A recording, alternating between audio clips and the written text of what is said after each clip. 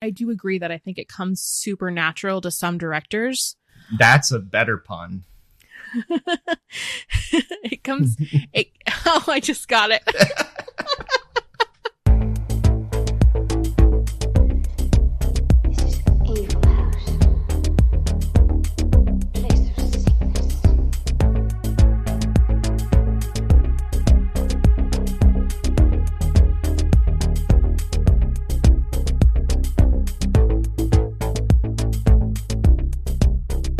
Blast off.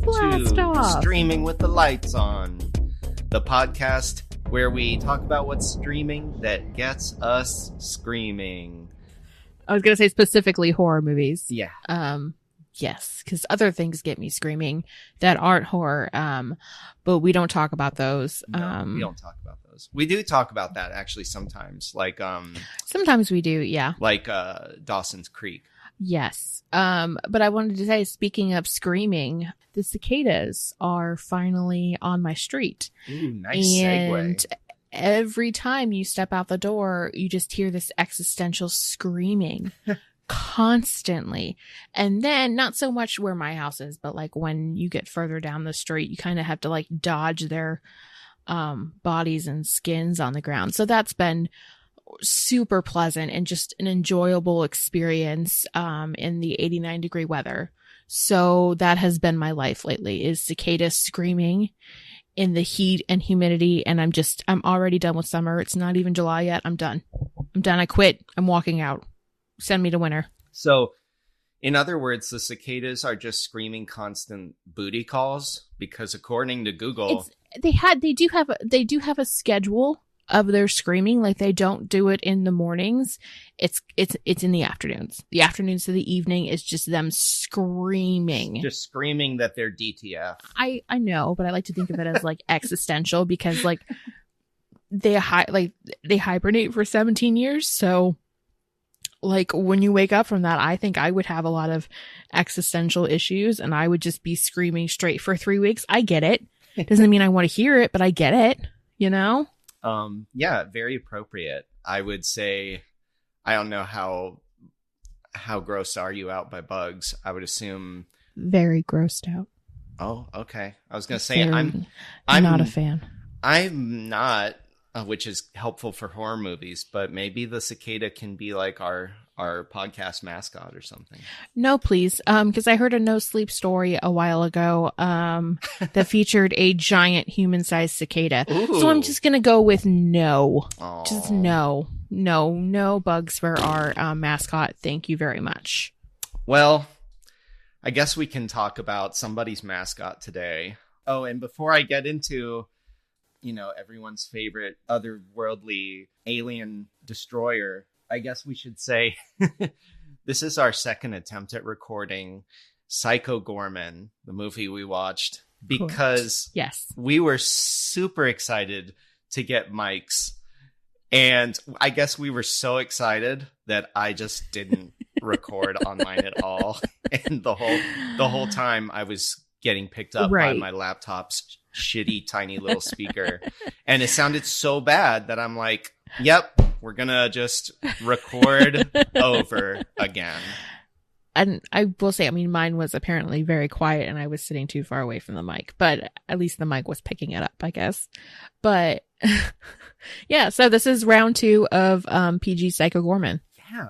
Do you want to tell them what it's streaming on? It is currently streaming on Hoopla, which is a free streaming service offered by a lot of U.S. libraries, and it is also streaming on Shudder. I believe it's a Shudder original, so I don't think it's going to disappear from there anytime soon. They tend to stick around, which we like to see. So yes, we do. Definitely check it out on one of those. And that's cool, because I didn't know it was on Hoopla, and that's good to know for people who might have been excited about this movie, but thought, I don't want to have to go grab some friend's Shudder account or pay for it right this very minute. You don't have to. And I will say it was on Hoopla before it premiered on Shudder as well. So, oh, wow. Hoopla and Canopy, man. Hoopla and Canopy. On the ball. So, this is interesting, actually, because with this being our second recording, this is the first time Becca and I have covered a movie that we already covered. So, it's going to be interesting. Becca, I believe you stuck to one viewing, correct? I did. I did not rewatch it today because I was finishing up the first Saw, and then I watched Miss Americana for the third time. So I did not rewatch it. So I'm going off of my memory and my notes, but I think I'll be okay. Okay. Well, if it's okay with you, it should be at this point. I did rewatch it. And this time. No, it's not okay, Brian. God. I had the pleasure and rare opportunity of getting my partner, Courtney, to watch it with me because, as people have known, if they've heard this podcast, my partner is not a fan of horror movies. She does not like to be scared, which, can't blame her. It's not fun for most people, but it is for us. So she had some reservations, but she said she'd do it. And she said she just wouldn't look at the scary parts. And I said, well, if Power Rangers doesn't scare you, then you'll be fine. So that was an interesting experience because Becca and I probably 99% of the time are going to be watching movie. We obviously live far apart, so we are watching these movies on our own. Yes. Just with the comfort of our pups. So yeah, and I think that was part of the reason I didn't want to rewatch it, just because I had watched it so soon and I wasn't watching it with someone else. So I felt like I would have had a more negative experience just because I had watched it so recently. Sure. So I think the biggest reason why I didn't rewatch it. Do we just want to dive in? Do we want to go over? I say we just dive into it, and we're going to talk about the same things we talked about in the not ever being released episode. So we might as well just Sure. dive in. Let's dive in. I'm going to pull up the synopsis. Oh yeah, I forgot about that part of it. I'm so off my game with this. Usually I'm on it with the episode recordings, but I think it's just the re-recording thing is throwing me off. And my neighbor's mowing next door. Shout out to my neighbor. All right. Intergalactic assassins converge on a small town after two siblings unwittingly resurrect an ancient alien overlord. That is Psycho Goreman. And it came out in 2020. Sorry to interrupt you. And it was directed and I believe written by Steven Kostanski. That was Kostanski. Thank you. I don't know where my mouth was going with that pronunciation, but I apologize, Steven. He was one of the directors of The Void, which is a movie that has stuck with me. Yeah. And he also did a feature. He did one of the shorts on ABCs of Death 2. Yeah. It'll be interesting to see where his career goes after this. Yeah, and it's also worthy of note. I don't think we did this when we first recorded, but Kostanski has a lot of credit for special makeup effects artists.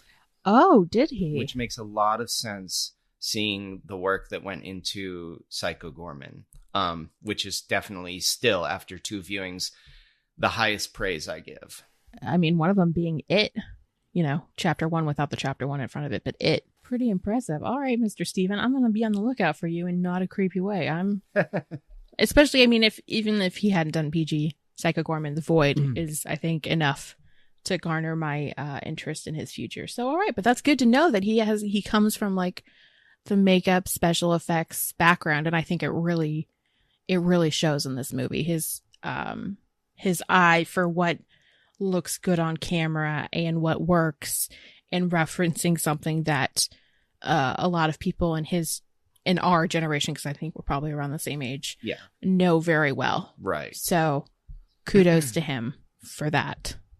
I'd say we just once again dive right in here. Well, I started off my notes. I felt like it was a simultaneous love story to 80s adventure movies as well as practical effects. And we, briefly mentioned the effects before, but I think that this movie is a giant love letter to kind of adventure kid movies from the 80s. If you think of E.T. or The Goonies or I want to say Star Kid maybe, but I don't remember Star Kid. But definitely E.T. and The Goonies, and that vibe of kids interacting with something that is out of their normal world, those movies, and then also like practical effects in general, because the things that he does and the concepts that they came up with for all of the aliens in the movie, definitely, I don't know how many people have seen the original Power Rangers series, but huge Power Ranger villain influence in this movie in the greatest way possible. Yeah, in fact, I would piggyback saying I got more 90s kids entertainment vibe. Even the effects, like all the costumes and the gore, even down to the CG, honestly, now I'm thinking about it, because the CG, I remember laughing sometimes because the CG is pretty corny and like not nearly as impressive as the practical effects, but that still goes hand in hand with 90s vibe. And you can say 80s too, but for me in particular, I was getting Power Rangers vibes the whole way through, down to like story beats of imprisoning the bad guy in this tomb with all this glowing light that comes out. All of these very complex but still fake looking suit actors with all these rubber appendages and things, and they're doing the classic kicks and punches, and they're even doing what people do in suits, like putting their hands over their mouth and going, oh, like the acting that goes into suitmation or being costumed up like that kind of has to be exaggerated and over the top. So you definitely get plenty of that. Yeah, I was very much feeling riding a nostalgia train with 90s sci-fi and action. I want to clarify that I think when I said 80s, like the overall story arc has more of an 80s feel, and then I would agree that the 90s comes in with like the effects and like the action and all of that, but I think it definitely does play into that 80s adventure movie story arc. Absolutely.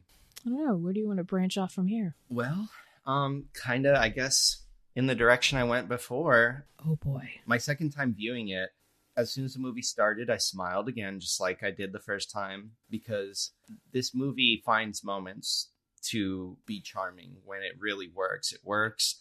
And this is one of those moments where it feels like you just put in a VHS tape and you're watching some old fantasy animated tale or something like Labyrinth, where David Bowie's going to pop up and you've got the like medieval scrolling text and the wizard like narrator, and then it goes into these kids.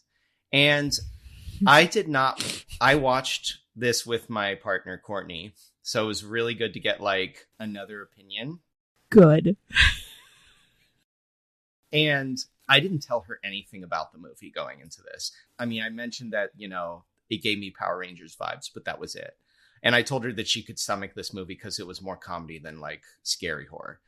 So we're sitting on the couch watching the movie, and I think it was at the point after, they find the gem and Psycho Goreman breaks free and he goes after those like crooks or bad guys in the old shoe factory. It's the following morning and the kids are wondering what happened, what came out of the hole. And they're going to school and meet up with her brother Luke's friend Alistair, who she has a crush on. And it was at this point when they're all talking and stuff that Courtney, she asked me, is the girl acting this way because of the gem, or is she like this the whole movie? And I said, she's like this the whole movie. And she said, oh, she was very annoyed by this little girl. And I did not have to say anything. I want to sidebar this and say that in our original recording, we got into our biggest argument over these kids. Yeah, we did. You want to rebuttal there? I do want to rebuttal. If Courtney found them annoying as well, that's perfectly fine. I understand her more than I understand you. So, and I don't mean to, I'm not trying to cut you off, but I want to clarify. She was talking about this girl. She wasn't really talking about all the kids. Okay. Fair enough. This is going to be something. So, as I've sat with this after our original recording, I stand by my statements. I think that Mimi is a strange little girl in a good way. I think that she is bold. She is abrasive. She is impulsive. She is, I don't want to say bossy because I really hate that term, but she's very much a leader, and she's demanding. She's selfish. She's all of these characteristics that I think are typically put on little boys. Right. And I'm not saying this about you, and definitely not about Courtney, but I think, but I think sometimes, you know, in a little boy, those traits would seem charming and, oh, like he's a little rambunctious little guy and all of these things. Whereas some people, you know, might say that they're annoying in a little girl. And I like that she is unapologetically herself. And I mean, you can have issues with her performance, which I think is where we had our biggest disagreement, was you didn't like her delivery. Having grown up with, I apologize to my little brother. I will not name him to embarrass him. But he had his weird moments as a little boy, and I'm sure I did too. But it's hard to put this into words correct in what I mean to say. It was nice to see someone who can get caught up in their own little world and kind of force everyone around them into this world. And also in a little girl, and not like a full-on spoiled bratty kind of way. Like Veruca Salt kind of bratty, you know, from Charlie and the Chocolate Factory. Well, we disagree there. She was super bratty, and that was her character arc, but... Okay, but she wasn't like spoiled like Veruca Salt spoiled. That's what I mean. Like, there's a difference. Are you kidding me right now? Are you saying that she is on the same level of spoiled as Veruca Salt? I'm not saying those are the same characters because those are different movies, but if we're going to use the word spoiled, that's a character arc she overcomes. Okay. Anyways. I'm getting heated about this again. I know. That's awesome. Our listeners are going to love it. I'm just saying that if this was a little boy, like the roles were reversed, I don't think that she would come across as annoying to some people. I really don't. And like I said, I'm not speaking specifically about you or Courtney, because I don't think that you guys think that way at all. But I think she was written as a little boy. Not written as a little boy, she was written. Okay, but you know what I mean. The characteristics would typically be attributed to a little boy character. And, you know, everybody would be, oh, shucks, there he goes. And, yeah, so that's my take on Mimi as a character. I think that she is, she's immature. I'm not denying that. And maybe she's spoiled. I don't think that she's on Veruca Salt levels of spoiled, where she goes, Daddy, I want a pony. Although her dad does pretty much cave to her every need in this movie. Can we just take a moment to appreciate the fact that you're comparing Mimi to Veruca Salt? Like the ultimate spoil, like, I mean, like, there's spoiled children, and then there's Veruca Salt. I mean, but who's worse, like Veruca Salt or Draco Malfoy? I mean, or no, even worse than Draco Malfoy, Harry's cousin. What's his name? Dudley. Now we're talking. I'm gonna go with Veruca Salt. I really am. I think that she is the epitome of that, and I don't think that this little girl is on that level. Is she spoiled? Yes. Do her parents, you know, maybe pay more attention to her and favor her over her brother? Yes. That is what happens when there are loud children in a family. As you're getting hung up on the Veruca Salt thing. I don't compare them. No, I'm moving away from the Veruca Salt. I'm just, I'm saying that when you have a loud kid in a family, for worse or for better, they get more attention. It's not always on purpose. I would say most of the time it's not on purpose. Right. But if a kid is, it just happens. And I think that is kind of more of the cause of her spoiledness in this movie. And, you know, it is something that she has to get over. You know, she has to learn to listen to her brother and become more of a team instead of her being in charge all the time. But yeah, I will defend Mimi as a character. I agree with pretty much everything you're saying in terms of like what tropes we might see, especially in the sexes of like boy versus girl characters. I agree we don't see it as often. I think that all the points you make of what Mimi should be as a character are valid. I'm sure that's how the writers or the director or whoever conceived most of the movie pitched it. I don't think it was executed that way. I've seen movies and television shows, and I know last time I brought up Stranger Things, I think all the little girls in there are phenomenal. Yes, there's an age gap, but like they're still kids. They still behave and think and talk like kids. They're strong-headed girls. They're going through like being around boys, but not sacrificing anything in order to be a strong, tough little girl. And that's obviously getting into a way bigger dialogue about roles of boys and girls in society. I'm not looking to do that for a comedy horror movie, but kids are at their best when they're being kids. Like, kids being kids is cute, charming, funny. You know, you think of Stranger Things, E.T. was mentioned earlier, Jojo Rabbit, which was a more recent movie. All the kids, phenomenal. When a kid is trying to be funny, that's when it's cringeworthy for me. And to me, this little actress, whether she was pushed to perform the way she does, or it was her own choosing, and they just couldn't get certain performances out of her, it came across to me that she was trying to be like, I'm going to be funny in this movie. And devil's advocate here, I want to pause you. Okay. So you're saying that essentially that her acting and performance was exaggerated. So earlier you had mentioned that the villains were exaggerated in their acting as well. Now, I know two different things, okay?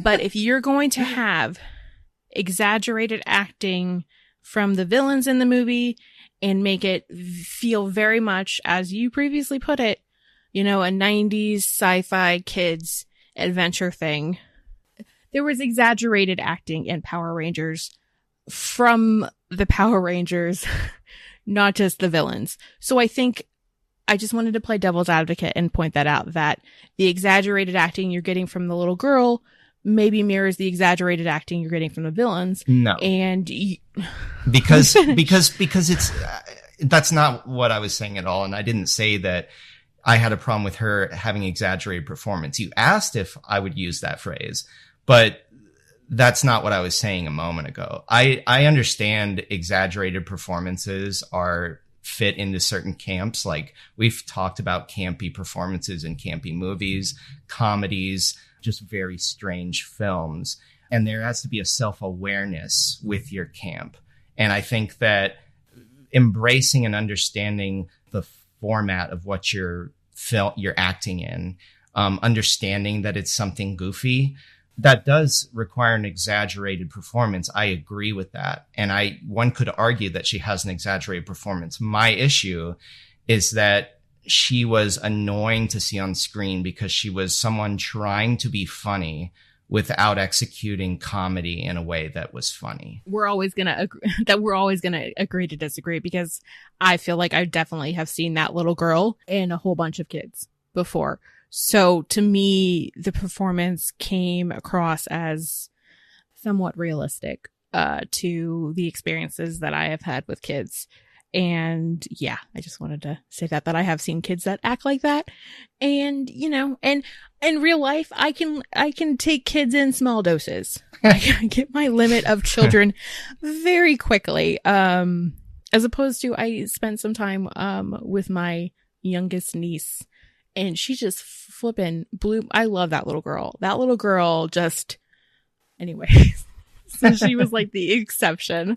But like, I have seen that over exaggeration and just the, you know, and I get that the humor may not land, and definitely, this might be a good time to segue into the humor in this movie, because I definitely didn't connect as much with the humor. And I mentioned previously in, our unreleased episode that I had a lot of forced laughter in this movie. Mm-hmm. I think there were a couple genuine laughs, but it was just kind of, horror comedy is very difficult to get right. And I think that that knob wasn't exactly turned in the right direction for this movie, if that makes sense. Because you have, a comedy like, take a Judd Apatow comedy versus, something, What We Do in the Shadows, or You're Next, or Ready or Not, or something. Shaun of the Dead, Tucker and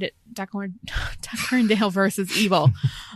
You're juggling the comedy, the story, the characters, the horror elements that horror fans want in the movies. So you're juggling the horror elements, you're juggling the gore, you're juggling, do you make it actually scary where somebody jumps and there's laughter in there, or is it mostly laughter and not really scary but still a horror movie?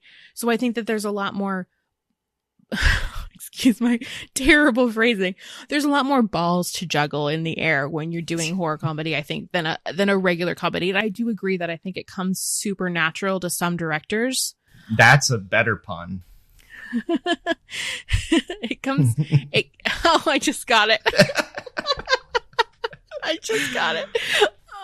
Which actually Eric Kripke does a really good job with humor and supernatural. But yeah, I think it's, and maybe I'm certainly biased because I'm a horror fan. So I think that naturally when you incorporate another genre into horror, it's going to make it harder to connect with audiences. And when it connects with audiences, it really fucking does. Yeah. Because if you look at Shaun of the Dead's success, I would say it went from like a cult classic to like a mainstream classic. Right. So yeah, I think that it's harder to do horror comedy than normal comedy. Yeah, I'll give you that. That does make sense. Sometimes you watch a movie and if it doesn't land with you as solidly as it could, you find yourself walking away and asking like, well, what could have made this better? And my partner and I were having that discussion near the end of watching Psycho Goreman because Courtney was telling me she really likes the concept. It's a very original concept that could be very funny if it's in the right hands. And she started thinking like, what if you put Taika Waititi behind this project, and like, you think of something like Jojo Rabbit, where it's a very careful balance of serious, dark content balanced with the eyes of a child and sort of this darker sense of humor. I definitely get that. I'm not saying that Taika Waititi should have like just taken the helm of this, although I think Taika Waititi could take the helm of anything and make it good. That's very biased. But I definitely, watching it a second time, have to agree that part of the frustration with my viewing of this movie is that there's so many attributes to this movie and ideas that I like, and that I thought, oh man, this would be so good if someone more competent and funny was making this. Because there's just so many missed opportunities with, I mean, you could say it for a lot of movies, but this one in particular, I'm not going to lie, I was pretty stoked about it in my first viewing, and I liked the trailer. I just thought it was a great concept. But in terms of the directing, the casting, I think the most laughs that I got landed because of the editing, the way that they put the scenes together and like choose to draw out a moment that's funny. And I give a lot of credit to some of the performers. Like I thought everyone who did the Suitmation, who was in costume, the alien monsters, whatever you want to call them, they hammed it up. They were very funny with like giving certain line deliveries. But I wish that it got enough notoriety out in Hollywood that someone who has a good standing history of comedy behind them had directed this movie. I am not a filmmaker. I do not aspire to be a filmmaker. I write for fun. That's never going to be something that I put out into the world. It's just something that I do for me. And for me, myself, this is nothing, Brian, nothing on him. I am going to try and not think of what could have made, if a movie could have been made differently, it would have been better. I don't know if that makes sense. Basically, like a director, they put this movie out there. You know, we're discussing whether or not I'm discussing whether or not I liked it, what I liked about it, what I didn't like about it.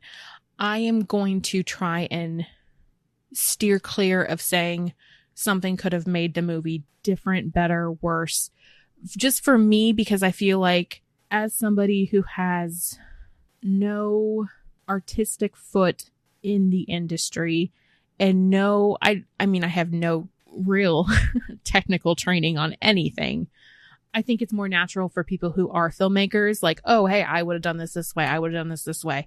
And that makes complete sense in my mind. Just for me, as someone who does not have that desire, I think I need to just not say what could have been made better, because I don't know all the facets of making a movie as much as I wish that I did. And I wish that that was my path in life. It's not. And I'm happy where I'm at. So I'm just trying to, I think I'm going to kind of, steer away from personally. I'm fully 100% on board with, Brian or any guest that we might have saying, the movie could have been made better this way. I just feel like I don't have a foot to stand on with that. So my personal rant. I think that's valid and an admirable choice to decide where to plant your foot. I disagree that you don't have a footing in it, because I think that takes away from you having validity to have opinions like that. And I think that you are no less qualified to make judgment calls or opinions like that about this movie than any filmmaker out there. And I say that working in the industry, because I've worked with a lot of filmmakers who should not be doing what they do. It is kind of like a very unorthodox industry, and right. Very backwards and upside down, and very backwards, upside down, very problematic and toxic. And that's not all of it, but a lot of it is. And a great example of saying don't ever meet your heroes. And I would not give this person credit as my hero, but this is a great example of my point I'm getting at. So I love Godzilla movies. I always have. Even if they're bad, I find something enjoyable about them. A couple of years ago, one came out that was made in America by Legendary Pictures. And I remember this story now. This director does some horror movies. I thought they were pretty good. I had some issues with them. But I had a friend who worked on the Godzilla movie and told me that one day the director came to work so out of it, because they'd done so many drugs the night before, that they couldn't even work with the crew, and they had to just not film for the day, and it cost them hundreds of thousands of dollars. And yet they still made something. It wasn't great in my opinion, but they made it. And I don't have any respect for some people who make millions upon millions of dollars, but you have every right to criticize what they do. And if something, story content could have been in someone else's hands and get different results. I'd still, with that being said, I fully appreciate and respect your choice to not dive into certain territory when we talk. I know it's going to be hard because Becca doesn't like to hear it, everyone, but we review movies on this podcast. But that being said, I don't want you to ever have to say or feel that oh, well, I don't work in the business because no, dumb ass people work in this business, and we should right. We should criticize them wholeheartedly. And I'll find a way to phrase my words better. Sure. When I think something like that. And I appreciate what you're saying. Well, you want to segue a bit? Yes, let's segue to let me look at my notes and see what we got here. I've got something I could hopefully segue with. Okay, go for it. I want to talk about things I appreciated a lot in this movie. Good. Positivity. Let's hear it. Bring it on. I know we talked about the comedy and the personality and whatnot. Side note, I did actually find a few things funny that I didn't notice last time that were just small moments. So that was really nice. I'll just mention one that when the kids were talking and knocking in their bedroom, I never bothered to really pay attention to the subtitles, what they were saying. And I thought it was funny when Luke was asking what they found buried outside and if it was like grandma's ghost would be mad or something. And Mimi says, don't be silly. Grandma's in hell forever. it was just breezed over, but it was like some dark humor. I thought was it was appreciative.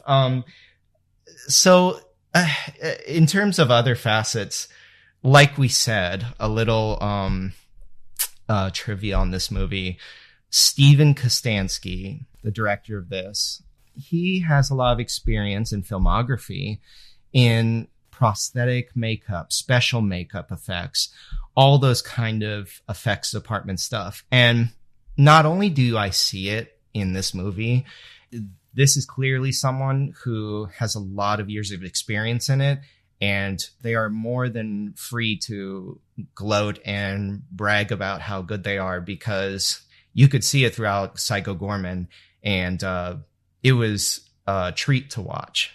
And we're just going to gloat on the practical effects some more, but I thought it really showed his talent there. And I guess one of the laugh out loud moments that I had was the cop who kept shooting the bullets. Essentially, the police showed up at the school and they tried to kind of arrest PG, Psycho Goreman, and PG for short. I'm just going to call him PG. PG. And PG does something to one of the cops, and I don't know what he turns him into, kind of a zombie, kind of a burn victim zombie. I don't know, but his gun is morphed to his hand, and they're walking through the woods with this cop, and the cop just tries to shoot himself and doesn't die. And then just bullets flying, an infinite amount of bullets flying everywhere. And I think that fits in with your dark humor that you brought up again, because it's funny, but it's also, very, well, I don't want to say it's relevant. It's been relevant for a long time in this society, but, it was, it's humorous on like a surface level of, oh, hey, this is hilarious. But then when you think about it and you're like, well, pretty fucked up and pretty right on the nose to be fucked up. And, I thought that was, the more that I thought about that scene, the more that I think it was a clever way to, get a surface laugh in while putting out a, pretty serious message at the same time. Yeah, definitely. I remember you bringing that up before, and that was a standout moment.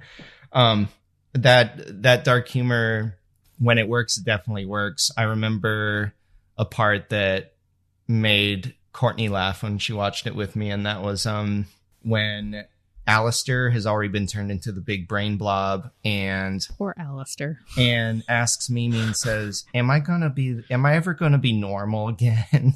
And she says, probably not, and something like that. And he says, okay. It's just so fucked up that it was funny. So I have a note about the surreal nature of this movie, and I loved that. And I loved that everyone around the kids accepted PG after like 3 seconds. Like, right. The parents were initially, scared of him, but then he became a member of the family, as shown in the brilliant 80s montage scene. With the annoying music. Yes. I'm the heckin' best.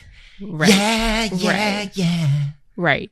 And I went into a lot of detail on the previous recording, and I'm going to try not to do that again. But I think that the surreal nature and the fact that everybody accepted PG, really speaks to the nature of a child's imagination, and how, parents can either kind of join in on, a kid's imagination, play games, or they can reject it. And I'm not a parent. So I really am not in the place to say a lot of judgment on that. But I think that good parents really do a great job of embracing that imagination and, sometimes fully diving into the world.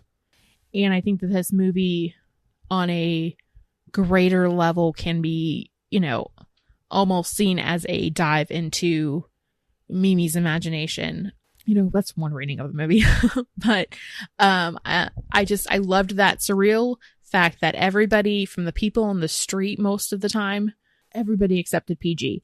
And I think what also plays into that, which I'm kind of glad we got to re-record, because I realized after we finished before, I forgot to mention the end. Oh. Like the very end. Okay. So, and which fits into the surreal nature of the film, most definitely. So the end, we're going to jump around because I don't think, you know, we're fully ready to talk about the end. I just wanted to fit this in with my surreal comment that, like, so they release Psycho Goreman and let him be free to do what he wants.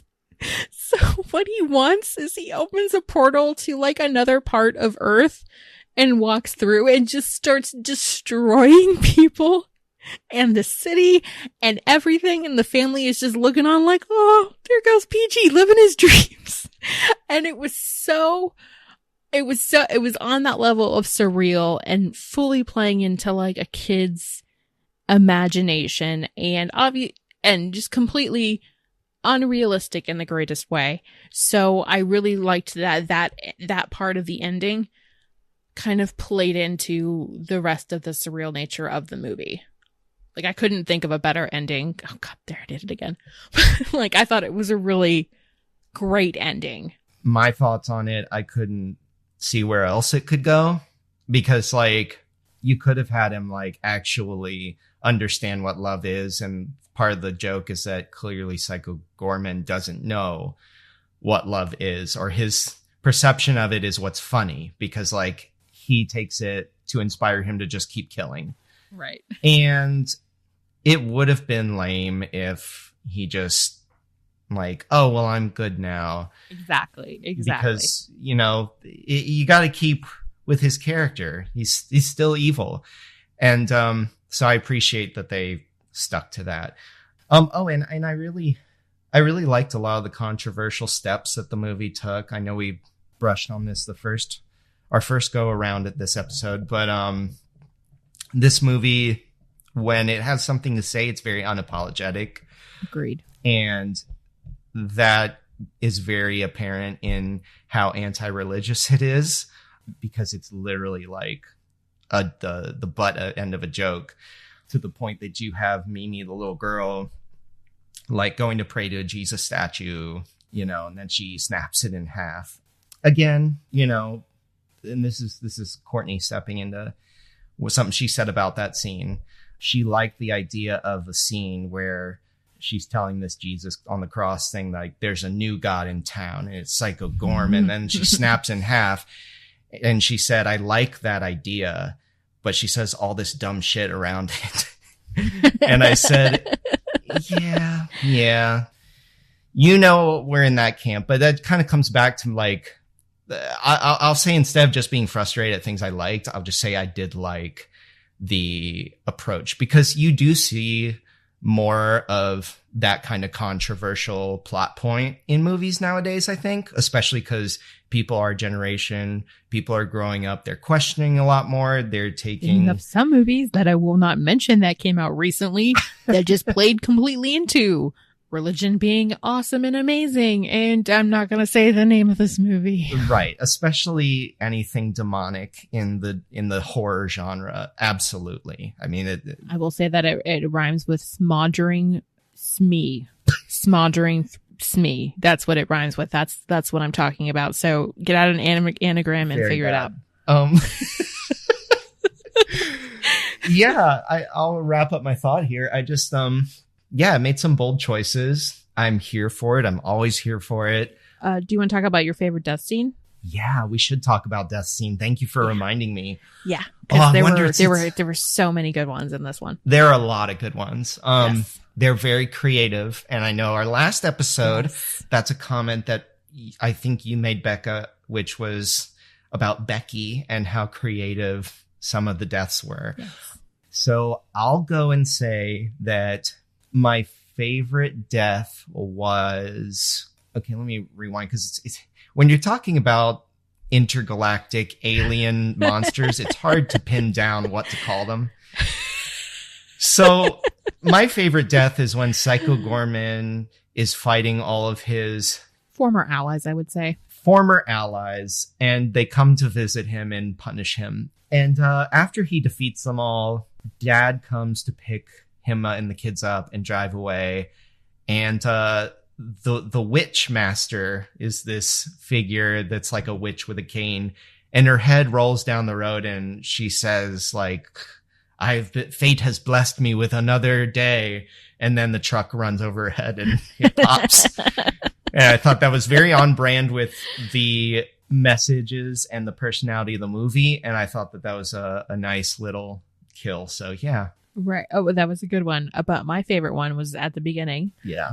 Where Mimi's brother Luke, he topples over a criminal that PG had kind of like made him like in this forever tortured state, and Luke accidentally topples him over, and he just breaks into all of, not even breaks, kind of breaks, but it's like gory breaks. Like it's not like frozen, it's not like full pieces. He just topples over, and you just see his unattached mouth. Like his mouth is separated from the rest of his, it's not even a full body. It's just there. And his mouth just says, thank you. And it was so gory, and it was so perfect in a gory way, and kind of sets up the gore, for the rest of this movie. Which you would hope with the title PG Psycho Goreman that you would get gore, and you do definitely get gore. But I just thought that death was so funny and just so accidental. Like accidental gore always kills me, see Tucker and Dale versus Evil. Like nothing better than accidental gore, and that one was probably my favorite, I think. Yeah, that was a great one. Yeah, I mean, I found a lot that was fun with this movie. I'm certainly glad that we have it around to get the sort of unique spin on the concept. So these are your final wrap-up thoughts? Yeah, I guess. Unless, I mean, if there's anything in your notes. No, go for it. I don't have anything else to add. So yeah, wrap it up. Safe sex, everyone. Yeah. Maybe that would be good for, I know there's a podcast called Sex with the Lights On. It's definitely not us. Shout out to that podcast, I guess. Shout out to Planned Parenthood. Hey, I'm all for that. Yeah, I've seen it twice now. My overall opinion's about the same. There were things I appreciated more, things I liked less. I definitely think that it's a nice breakaway for horror fans to check out, to cleanse your horror palette. And, I've certainly watched it twice now. I don't know if I'm about ready for a third watch right away. But I'll say my rating for it is going to end up being a 3 out of 5. We're going to have to refigure out our rating, but that's fine. It's fine. Give some backstory why I screwed that up. So on our original recording, we got into, I would say, a more in-depth argument over the children, specifically Mimi. It was probably definitely the biggest disagreement that we've had so far on the podcast. And we had all of that disagreement. And then at the end of the episode, we had the exact same rating for the movie. Yeah. And it was so funny because it was like you can disagree with your friends, overall unimportant, not life-altering things, and you can get into disagreements, and not that we got into a fight, but like you can get into a fight with somebody and in the end still have the exact same opinion on something. Yeah. And it was just, I lost it. It was so funny, and I'm mad that you didn't rate it the same just for that simple fact. It's fine, whatever. Here are my final thoughts. So I've had more time with this movie than Brian has, because like I said, I didn't rewatch it today. The Beware the Glare situation, most of this film does take place during the day, so you should be all right. It does take place a little bit in the woods, so there might be a little issue there, but you should be all right. Beware the glare. Like I said, I've had some distance with this movie, and I'm going to keep my rating of 3.5. Because that definitely, obviously I didn't rewatch it, and I don't think that it's not the kind of movie that it's gone down in ratings. For me over time, I don't typically do that anyway, like go back and like re-rate something. I think that it, for what it was, which was clearly, like I said, a love letter to, 80s adventure movies with, 90s effects thrown in. I thought it was a really great job at that. And the humor, didn't always stick with me, and humor is very subjective. What one person finds funny, somebody else won't find funny. That's just the way the humor works, unfortunately. So while the humor didn't always land, I thought that the heart was definitely there in this movie. Sometimes pulled out for you to see, which is what we all enjoy in horror. So yeah, I agree with Brian that this is definitely one that horror fans, I think, should check out. Just for the simple fact that it's something different. And like Brian said, it's a palate cleanser. Especially for me right now, I'm watching a lot of giallo, horror movies right now. So, putting that in between something like that, definitely, I think it's a mood brightening movie. Like, you don't feel like crap after you watch it. And that is very rare in horror movies, unless it's one, that it's one of your favorites and it may be sick and dark and twisted and everything that you love, but you've seen it so many times that it becomes like a comfort movie to you. I don't mean those, but I mean, like, you're not going to feel the same way after watching this movie that you feel after watching The Lodge, or Funny Games or anything along those lines. You're going to be in a better mood. It's not a perfect horror comedy, but I think for what it is a good movie. The rewatchability for me, I don't know if it's really fully there. I'm definitely not ready to rewatch it yet. Maybe in a few years. I feel like the audience just needs to hear how I feel about E.T. Before we wrap things up, because I'm terrified of E.T., so I don't seek it out. I don't think I'm scared of E.T. anymore, but I was very scared of him as a child. Edit that out, Brian, if it doesn't work. That's fine. I just thought it was funny. So your new rating leaves us at a 3.25 average. So do we want to lower it down to 3, or do we want to leave it at 3.5? I'm happy to do 3.5. Okay, sweet. So that is logged on Letterboxd as a 3.5 with honest, which is funny because that is the exact Letterboxd average. So we got right on the money with this movie. Wow. And the audiences and everybody else that has rated it on Letterboxd. So that's pretty impressive. That is impressive. Beck and I have given all of our thoughts, and we don't always agree. So we want to hear all of y'all's thoughts too. Right. So hit us up. Let us know what you thought on any of our social medias. We're Streaming with the Lights On podcast at Facebook, Twitter, Instagram, obviously Letterboxd. You follow us, we'll follow you back. And you can even email us at streamingwiththelightson@gmail.com and let us know what you thought. Also a great place to give us any thoughts at all. They can be totally related or unrelated. Also recommendations. You can feel free to recommend us something if you want to hear us do something. And as soon as it's available on streaming, we will definitely do it. Absolutely. We've got a big list we're always compiling of what's out and what's coming and what hopefully will.